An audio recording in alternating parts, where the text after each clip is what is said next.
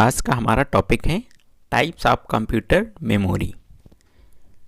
Memory के प्रकार। तो टाइप्स ऑफ मेमोरी में दो प्रकार की होती हैं, इंटरनल मेमोरी और एक्सटर्नल मेमोरी। इंटरनल को प्राइमरी मेमोरी कहते हैं, एक्सटर्नल को सेकेंडरी मेमोरी कहते हैं। अब इंटरनल मेमोरी या प्राइमरी मेमोरी में दो प्रकार की मेमोरी होती हैं, रैम एंड रोम। अब रैम में दो प्रकार की मेमोरी, स्टैटिक और डायनेमिक। स्टैटिक रैम में रजिस्टर्स आते हैं, कैश आती हैं। डायनेमिक रैम में एसडी रैम और डीडीआर रैम, ये दो प्रकार की मेमोरी डायनेमिक में आती हैं। फिर रोम में पी रोम, ईपी रोम और double EPROM, flash memory, ये रोम के टाइप्स हैं। उसके बाद आता है सेकेंडरी मेमोरी या external memory. Floppy disk, magnetic tapes, CD ROMs, pen drives, DVDs और हार्ड डिस्क, एसडी कार्ड, ये सेकेंडरी मेमोरी हैं। फिर आता हमारा प्राइमरी मेमोरी अथवा मेन मेमोरी। वह मेमोरी यूनिट जो सीधे सीपीयू से संपर्क रखता है तथा हर समय कंप्यूटर से जुड़ा रहता है, प्राइमरी या मेन मेमोरी कहलाता है। प्राइमरी मेमोरी में किसी समय चल रहे प्रोग्राम तथा उनके इनपुट डेटा और आउटपुट का अस्थायी रूप से कुछ समय के लिए स्टोर किया जाता है। प्राइमरी मेमोरी में प्रोसेसिंग के मध्य परिणाम, प्रोसेसिंग के अंतिम परिणाम, उन्हें आउटपुट साधन को भेजे जाने तक संरक्षित रखा जाता है या स्टोर करके रखा जाता है प्राइमरी मेमोरी में।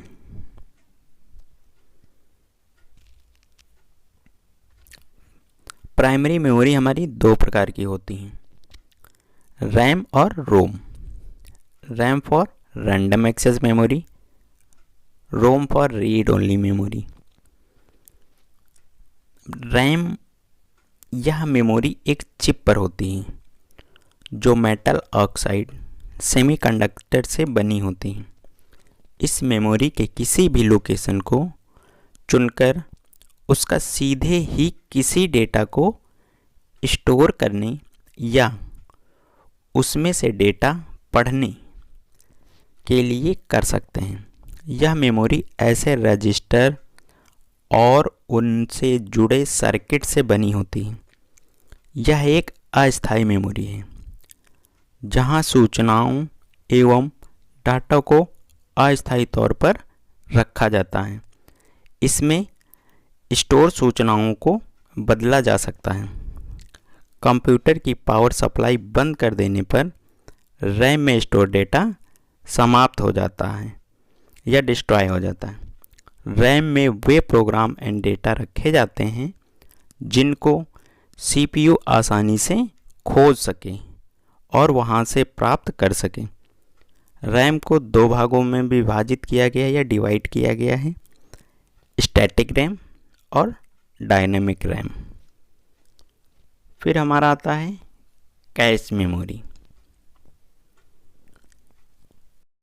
कैश मेमोरी, मेमोरी से डेटा प्राप्त करने की गति सीपीयू के डेटा प्रोसेस करने की गति से काफ़ी धीमी होती है। मेमोरी प्रोसेसर के बीच इस गति अवरोध को दूर करने के लिए कैश मेमोरी का प्रयोग किया जाता है। यह प्राइमरी मेमोरी और सीपीयू के बीच एक अत्यंत तीव्र मेमोरी या फास्ट मेमोरी। कैश मेमोरी की गति तीव्र होने के कारण प्रोसेसर की गति में वृद्धि होती है। फिर आता हमारा स्टैटिक रैम। इस रैम में डेटा तक संचित रहता है जब तक विद्युत सप्लाई चालू रहती है। इस रैम में स्टोरेज सेल सर्किट में एक से अधिक ट्रांजिस्टर लगे होते हैं। इनमें कैपेसिटर नहीं लगा होता है। स्टैटिक रैम में। डायनेमिक रैम में डी रैम चिप के स्टोरेज सेल सर्किट में एक ट्रांजिस्टर लगा होता है जो ठीक उसी प्रकार कार्य करता है जिस प्रकार चिप ऑन ऑफ कार्य करता है। इसमें कैपेसिटर भी लगा होता है जो एक इलेक्ट्रिक चार्ज को स्टोर करता है। एस रैम में कैपेसिटर नहीं लगा होता है जबकि डी रैम में कैपेसिटर लगा होता। अब एस डी रैम का फुल फॉर्म क्या होता है? Synchronous dynamic random access memory. DDR RAM का होता है double data rate random access memory. फिर आता हमारा रोम। यह एक स्थायी मेमोरी है जिसमें स्टोर डेटा व इंफॉर्मेशन स्वयं नष्ट नहीं होती हैं तथा उन्हें बदला भी नहीं जा सकता। रोम में सूचनाएं निर्माण के समय दी जाती हैं तथा कंप्यूटर इन्हें केवल पढ़ सकता है, इनमें परिवर्तन नहीं कर सकता। इनमें प्रायः ऐसी सूचनाएं स्टोर की जाती हैं जो स्थायी और महत्वपूर्ण होती हैं या वे प्रोग्राम स्टोर किए जाते हैं जिनको बदलने की आवश्यकता नहीं होती। जैसे कंप्यूटर को बूट करने वाला प्रोग्राम। पुराने पीसी या पर्सनल कंप्यूटर में रोम मेमोरी में बायोस भी स्टोर किए जाते थे।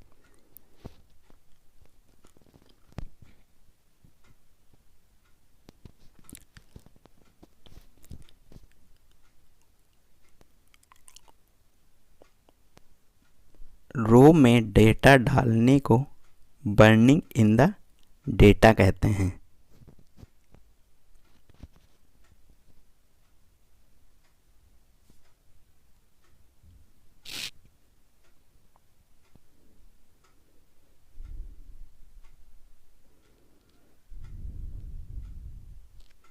फिर आता हमारा P ROM, stand for programmable read only memory. यह एक विशेष प्रकार का रोम है जिसमें एक विशेष प्रक्रिया द्वारा उपयोगकर्ता के अनुकूल डेटा को प्रोग्राम किया जा सकता है। लेकिन पी रोम मेमोरी के मामले में चिप को इस प्रकार बनाया जाता है, पी रोम मेमोरी को भी केवल एक बार ही प्रोग्राम द्वारा भरा जा सकता है। रोम की तरह यह भी स्थायी होती है, बदला भी नहीं जा सकता। फिर आता हमारा ईपी रोम।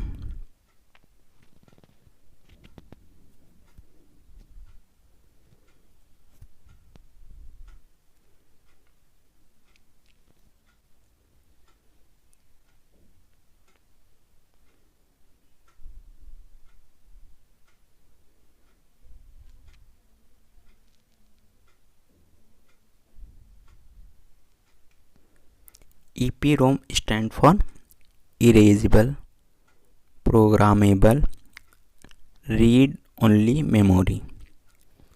किसी EPROM की सूचनाओं को उस सर्किट से हटाकर और उसमें बनी हुई एक छोटी सी खिड़की से अल्ट्रावायलेट किरणें डालकर साथ किया जा सकता है। बाद में इसे एक EPROM बर्नर की सहायता से फिर से रीप्रोग्राम किया जा सकता है। इसे अल्ट्रावायलेट EPROM भी कहते हैं।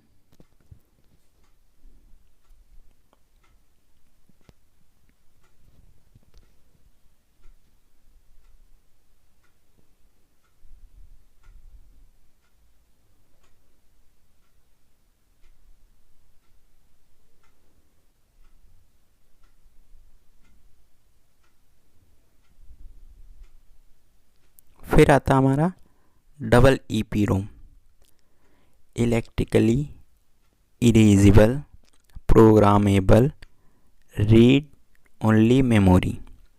यह एक ऐसी डबल EPROM है जिसका फिर से प्रोग्राम करने के लिए सर्किट से हटाने और निर्माता को भेजने की आवश्यकता नहीं होती। इसको विशेष सॉफ्टवेयर या प्रोग्राम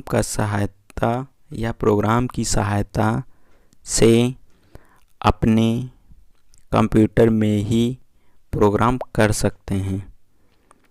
इसका उपयोग मुख्यतः अनुसंधान में किया जाता है। इसे फ्लैश मेमोरी भी कहा जाता है, जैसे पेन ड्राइव इसका उदाहरण है। ईपीरोम का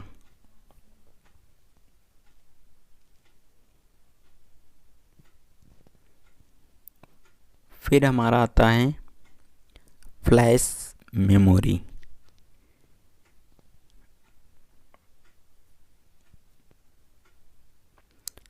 फ्लैश मेमोरी एक प्रकार की सेमीकंडक्टर आधारित नॉन वोलेटाइल मेमोरी है। विद्युत सप्लाई ऑफ होने पर भी चिप में भरी सूचनाएं स्टोर रहती हैं या संरक्षित रहती हैं